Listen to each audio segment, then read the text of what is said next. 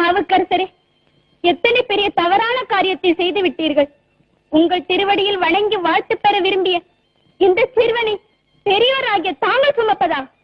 என்னை பெற்ற தந்தையா ஸ்தானத்தில் உங்களை வைத்து பிரார்த்தனை செய்து கொண்டிருக்கிறேன். அப்பன் என்று அழைத்தால் கூட மரியாதை குறைவாக போய்விடுமா என பயந்து அப்பர் என்றல்லவா சொல்லிக் கொண்டிருக்கிறேன். அந்த அளவு என் மதிப்பிற்குரிய மகானாக விளங்கும் தாங்கள் என்னை சுமப்பதா? ஆண்டவா, இந்த பாவத்திற்கு பிராயச்சித்தமே கிடையாது. ஞான சம்பந்த பெருமானே, மலையின் உயரம் மலைக்கு தெரியாது என்பார்கள். அதைப்போல் தங்களை தாழ்த்தி என்னை உயர்த்துகிறீரே. உலகில் எத்தனையோ கோடான கோடி குழந்தைகள் அழுகிறது.